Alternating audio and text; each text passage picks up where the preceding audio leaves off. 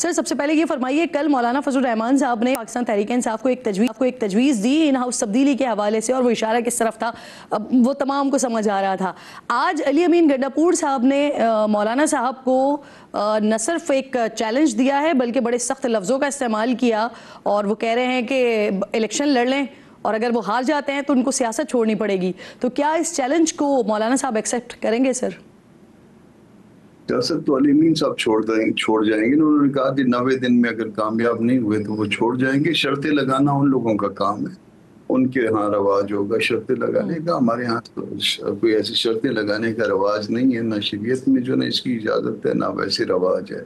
और वैसे भी सियासत में जो है आदमी जब इलेक्शन लड़ता है तो जीतता भी है और हारता भी है। इसमें न जीतना और हारना कोई बुरी बात नहीं होती।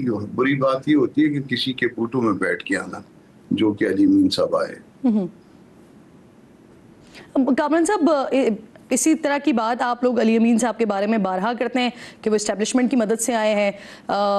वो ये कहते हैं कि मौलाना साहब अंदर से इस्टेब्लिशमेंट के साथ मिले हुए हैं।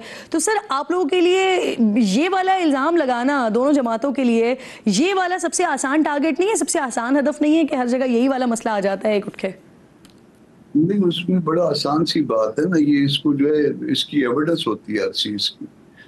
दो उनकी जो है मूवमेंट नाकाम हुई ना, और उसमें जो है वो खिसकने वाले कौन थे, और वो 10-12 इजला जो है ना वो बीच में से पार करके कहाँ से गए, तो किसी की मदद से गए होंगे ना। खुद ब खुद तो नहीं पहुंच गए, या कोई इनके पास रूहानी ताकतें थी तो साथ। बल्कि एक दफा तो शायद एक खातून भी साथ ले गए उनके, तो रास्ते में किसी ने रोका भी नहीं, न किसी यहाँ पे वर्कर तो मार खा रहा था ना सारा, तो फिर किसी की मदद से तो गए। आप इमरान खान की अहलिया की बात करें, बुशरा बीबी की?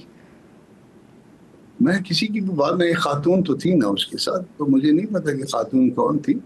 तो बहरहाल एक खातून के साथ यहाँ से जो है ना अपने वर्कर्स को छोड़ के, तो ये 2 दफा मेरा ख्याल वाकया हो चुका है।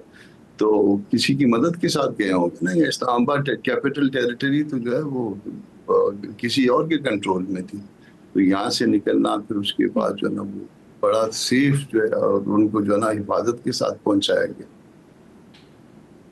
आप कह रहे हैं सर कि अली अमीन गंडापुर साहब सियासत छोड़ें, क्योंकि उन्होंने कहा है कि अगर 90 दिन में खान साहब को रिहाई नहीं दिलवाते हैं तो वो सियासत छोड़ देंगे।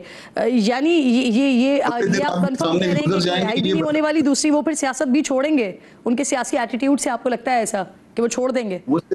वो सिर्फ नहीं, वो कह रहे हैं ना, उन्होंने एक दावा किया कि मैं सियासत छोड़ दूंगा। आप सिर्फ ये बता दें कि 90 दिन कहाँ से काउंट करने हैं, आज से, कल से, या 90 दिन के बाद, या 90 सालों के बाद? जी सर, सेनेट इलेक्शन के हवाले से भी बात कर लेते हैं। नून लीग से आपके जो मुज़ाकरात चल रहे हैं, तो क्या आपने 3 सीट्स की डिमांड की है और वो 2 सीट्स पर एडजस्टमेंट के लिए तैयार हुए हैं? इस तरह की के मामला फाइनलाइज हुए हैं आपके PMLN के साथ? ये मामला पाइपलाइन में है मगर ओपन है। और ओपन का मतलब ये होता है कि ओपन आपको किसी के साथ भी है, नून के साथ भी है, पीपल्स पार्टी के साथ भी है, इवन अगर PTI के दोस्त होते तो उसमें भी होते हैं। हमने सिर्फ 2 चीजें टारगेट में रखी हैं। एक तो कोई एलिगेशन ना आए तमाम MPs पे, लालच का, किसी और जो अच्छी बुरी बातें होती हैं सेनेट इलेक्शन के हवाले से, वो चीजें ना आए। और दूसरा जो है वो हम एक टारगेट अपना हासिल कर सकें। जब पार्टी फिर किसी दूसरी पार्टी से बात करती है तो फिर वो मफाद को मद्देनजर रखती है, उसमें अपनी सीटें बढ़ाने की ज़मीर के कोशिश मुताबिक वोट दें आपको, चाहे उनकी पार्टी के खिलाफ क्यों ना हो। ज़मीर के मुताबिक तो उसमें नहीं, इसमें ऐसा है कि इसमें बात अपनी पार्टी पॉलिसी के मुताबिक चलना है। अब हर आदमी को अगर कह दें आप अपने अपने ज़मीर के मुताबिक चलें, और फिर जो है ना वो कोई और काम करे और कहे मैं तो ज़मीर के मुताबिक चलाता, तो फिर ये ज़मीर का कोई आपके पास पैमाना नहीं होगा ना। मेरे ज़मीर का आपके पास कोई पैमाना है? यहाँ पार्टी पॉलिसी ही ज़मीर का पैमाना होती है। पार्टी ने क्या फैसला किया है और पार्टी के फैसले के मुताबिक अगर आप चले तो ये ज़मीर है। साहब आप यानी सर यानी आप जो PTI के आज़ाद उम्मीदवार हैं उनसे वोट लेने के हक में नहीं है जिस पर पाकिस्तान पीपल्स पार्टी की नज़र है? देखिए, मिन्नत सबसे होती है, सबके साथ जाके। ये इलेक्शन है, आप जिस तरह से आम जनरल इलेक्शन में जाके हर वोटर के पास मिन्नत करते हैं, इस तरह से भी आप मिन्नत करते हैं। और फिर कोई अगर पहला ऑप्शन नहीं दे सकता उसको दूसरे ऑप्शन के लिए मिन्नत करते हैं, तीसरे ऑप्शन के लिए मिन्नत करते हैं। बाज़ जगह पे 7-7, 10-10 कैंडिडेट होते हैं, आप कहते हैं आखिरी ऑप्शन दे देना भाई, या बहन। तो वो इस तरह से जो है ना मामला चलते हैं। मिन्नत हो सर सकती है मगर स्टिल जो है ना उसके मिन्नत बाद क्या होती है कामरान साहब? ऑफर ऑफर होती है सर सियासत में, ना, तो ना, ना, मिन्नतें ना, कहाँ होती है? ऑफर्स होती हैं हमारे सर। हमारे पास ना देने के लिए होते हैं ना ना पैसे हैं। हमारे पास दोनों काम नहीं है। हम तो मिन्नत से काम चलाएंगे, दुआ दे सकते हैं, देने को हमारे पास दुआ है और वैसे करने को हमारे पास मिन्नत है।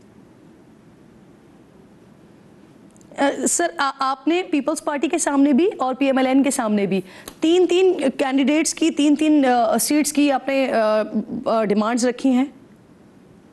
नहीं, उसमें ऐसा है कि जो पहली वाली मुलाकात थी जो नून के दोस्तों के साथ थी उसमें मैं मौजूद था। उसमें उस दिन जो है वो कानूनी मामला ज्यादा था और सियासी मामला निस्बतन कम था। तो वो अभी तक पाइपलाइन में है। और ये दूसरा वाला मामला जो पीपल्स पार्टी के साथ है, जो पीपल्स पार्टी के दोस्त आए थे, ये डिपेंडेंट है उस पहले वाले मामले के साथ। तो ये बातें जो है ना वो मुमकिन है एक आध दिन में ये मसाइल हल हो जाए अगर, क्योंकि आज छुट्टी आ गई, जी। सैटरडे छुट्टी। तो एक दो दिन में अगर ये मामले हल होते हैं तो फिर हम ओपन हो जाएंगे, बता जी। देंगे कि हम किसी के अच्छा। साथ भी जी हुआ है या नहीं हुआ।